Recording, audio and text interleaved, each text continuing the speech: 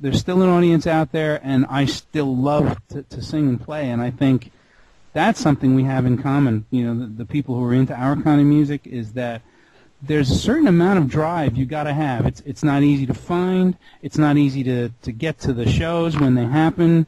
You know, usually people are just like, oh, look, you know, LA Guns is in town. I didn't even know they were coming. Boom, they go. You know, and just why? Because let's face it, you know, they don't have a huge machine pushing their promotion anymore. Sure.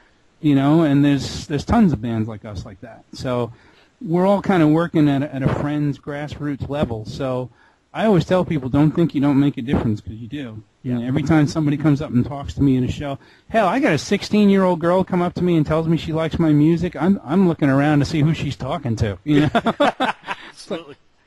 How did that happen? You know, thank God. It's usually, you know, mom's record collection or something, but I don't care. Yeah, hey, we have a lot of younger members around here, and I was talking to Mark Tureen from the Bullet Boys last week, and one of the things that we brought up kind of off interview was, you know, just the hard work. And I read something on one of the interviews, somebody that asked much better questions than I do. And he was asking about the highs and lows of your career, Danny, and you said when you left Taiketo and you know, that wasn't there anymore. That vehicle wasn't there. You had to go back and kind of get a 9-to-5-er. You know, you were back working in the factory, and you said, you know, that almost crushed you. But then, you know, the solo stuff started taking off, and now you're still here making music. So it's a process. You know, you find out who's in it.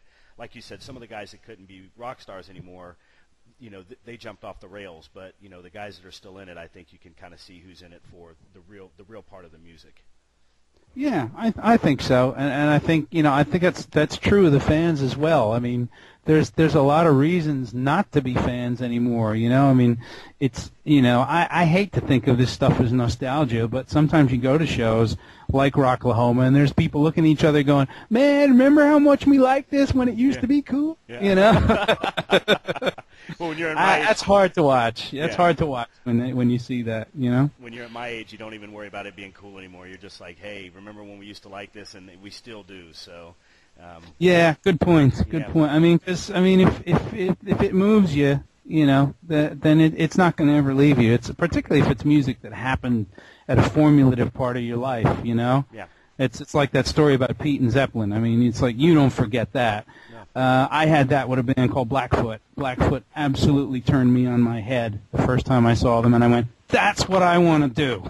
Right. Yeah, you always have that thing that you go back to. Yeah. Yeah, definitely. Mama's Fallen Angels, Danny Vaughn, The Road Less Traveled, Illegal Eagles, starting a tour soon. Just got out of the studio. Danny even says it on his site, folks. You know, he knows that people download music. It's not a big deal. You know, not everybody buys music anymore. That's just the way it is. You're really supporting our music. You're really supporting our artists if you make an effort to go out and buy these records. We're going to put the links up on the interview and certainly on our homepage where you can go to the Hard Rock House and buy The Road Less Traveled. It's a great record. I've been listening to it this morning. Danny, we really appreciate you sitting down with us. I know you're bad at summations, but is there anything else you want to say before we sign off here? No, I think we covered it. I'd just say it's a pleasure, man. I mean, it's really great to be able to reach out like this. And as I said, I've been hearing about you guys for a while, so it's nice to put a name with the face and all. Yeah, absolutely. We'll do this again, and like I said, we're going to get you in front of as many eyes and ears as we can. And I just want to say, Danny, before we do sign off, as a proud North Carolinian, you do a great Southern accent for a guy from New Jersey. I got some good stories from North Carolina. Oh yeah. Oh yeah. Oh yeah. we love our sweet tea and hard rock down there, man. Absolutely. Danny, where are you at? I'm located in South Dakota. I got moved up to the frozen tundra by my boss when I got out of school. But no, I was born and raised in North Carolina near Winston-Salem.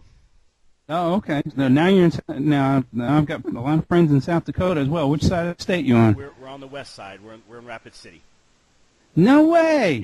Yep. We're in Rapid City. Wow. I've got friends out in Pine Ridge Res, man. Oh yeah. Not very far from us at all. About an hour's drive. I got family out there. You guys almost killed Steven Tyler. At the Buffalo Chip, you know, from what I hear, There was a bunch of stuff going on about that. You know, it was when Steven Tyler fell.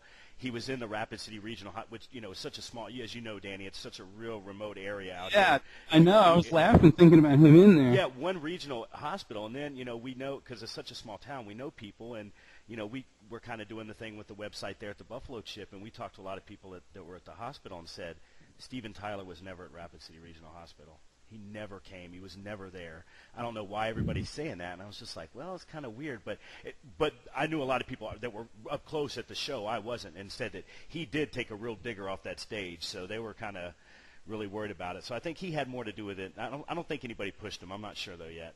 No, I saw the film on YouTube, and he did one of his little steppy dances and tried to do a Michael Jackson spin, and he just caught his own feet. Yeah, he ate it pretty good from what I understand. But it looked it, yeah. Hey, we promise when Danny Vaughn comes to South Dakota, when he comes back, we promise we won't have an incident like that, sir.